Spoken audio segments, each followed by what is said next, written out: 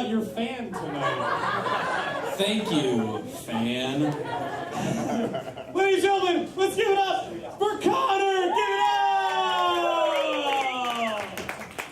You can clap louder than that if you want.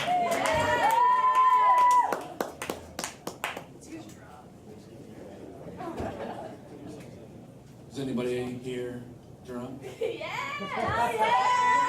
Caitlin, you're not drunk. Shut the fuck up. So before I do this, I want to talk brief product placement about Lush. Have you guys ever been there? I got a fucking bath bomb from there earlier. Hell yeah! Goddamn. I'm a man who takes roughly 5 to 6 baths a week. And that shit changed my life. I feel new. I feel very good. I looked at myself in the mirror after I took this bath with said bath bomb. And I was like, you know what, man? Maybe you're not a piece of shit. And I was like, no, I am. I'm just going to keep drinking. We're having a good time, right? All right, I got 4 poems for you. We'll figure this shit out. All right, real quick, I know it's Eric talking, but I don't have an instrument. I just read poetry. So if we could all abstain from talking for the next roughly 8 to 9 minutes, that'd be really fucking cool, and I would really appreciate that. Awesome, thank you very much.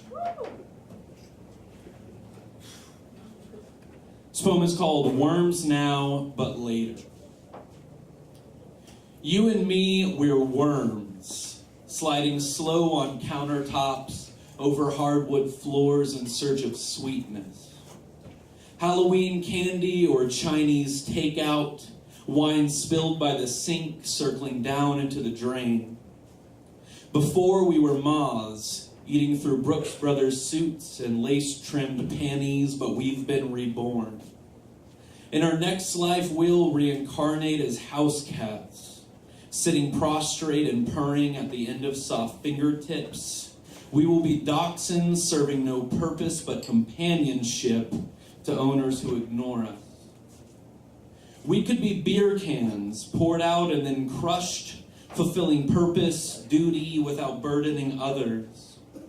I'd settle for a fence post, solid and stable, holding up a hefty string of others like me, or a neighborhood raccoon surviving on scraps of others' excess without once saying thank you.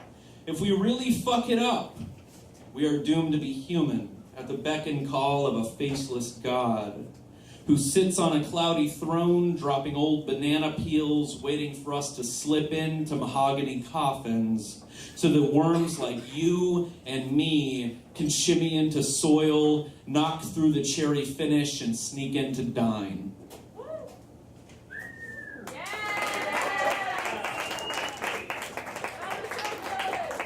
I do it for me, but I like the clapping. All right. This one's called Sweet Chariot.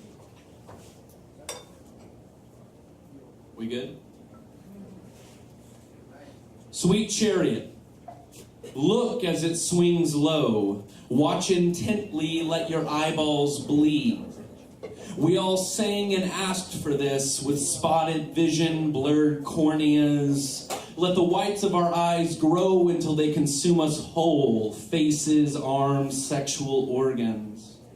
Swing low, we sang and we screamed and we wanted it. Oh Jesus, we wanted it. Look, it waxes nigh, and look, it's swinging mighty, and it's coming so close, it's inches from our noses. Swing low, there are no wheels arbitrarily spinning in the overcast day. No seat for comfort, invisible passengers, or even a driver. No horses whinnying against the darkening of the sky turned night. That's because there's no goddamn chariot. Swing low, sweet hammer, and carry us home. I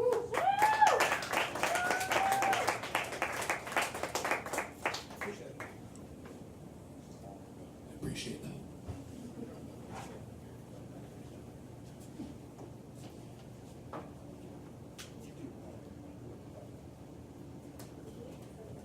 good. This one is called Stony Fox, or the principle of exploitation and how one man decided he would absolutely succumb to it by any means necessary. What a good goddamn title. Computer monitors continue to blare, and the screen blinks syncopated with chimes that signify transfers of cash. The woman on the screen dances top bottomless to a top 40 song, as many men, much like myself, must wipe sweat from keys of whirring laptops, groaning, endless groaning. The constriction of stomachs in the face of desire. Surely these women they'll never meet. They seem okay with this as they shovel earnings they originally designated for their wife and or children onto these figures separated by plasma or LED. For the equivalent of 30 cents, these women will remove an article of clothing. For $3, who can know? And that's what these men are after. A quest for mystery in their own mundane. It gets so easy to look at an image that it gets harder to realize that the object of their desire must also desire things, and that's why they are here. That's why they're shaking breasts spastically at request for the anonymous masses, known only by their usernames and their abject philanthropy.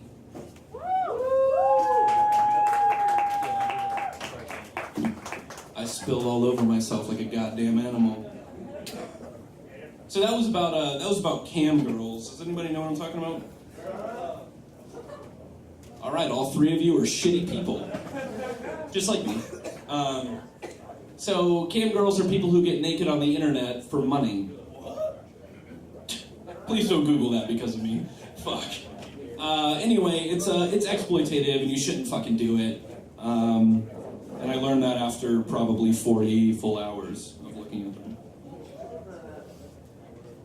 I'm not saying I'm right, I'm just saying that's what happened.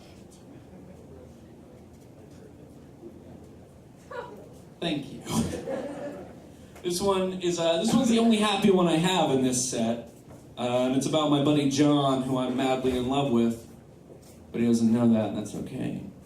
Makes it mysterious. Especially since I'm heterosexual. This one is called How Else to Begin. We used to own the back porch, paying $2 for a cup of black coffee and sit, just watching the smoke trail signals from our fingers, the coffee disappear down dry, open throats. You and me, Johnny, that's how it began, with the sipping of coffee and then the sipping of beer, forever, it seemed, on the porch, where slats just sunk down by their fellow slats. And all of these days were the other days, other than the days where we'd grab bottles of cheap purple wine, those great big bottles twice the size of normal ones. The less money, the better. I was 20 then, and you 21. We'd cook a big dinner and sit just watching black and white movies, documentaries, until we passed out on the tattered couch given to us kids by the great Gomer. The young professor who taught Berryman, who taught Bukowski, who taught us Jesus in those old tile classrooms. The same one who told me to start writing in the beginning, not because I was good, but because I wanted. I wasn't. But god damn it if I didn't have words to spill, and god damn it if I didn't really pour him on him, you, and us, in the interest of keeping my cool. Of keeping my goddamn cool.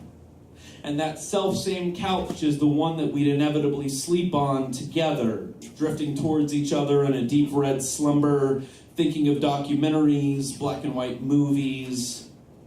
The next day we would sit on the back porch and smoke and order one beer in a glass and a cup of black coffee. We'd look at each other and smile, asking how else to begin.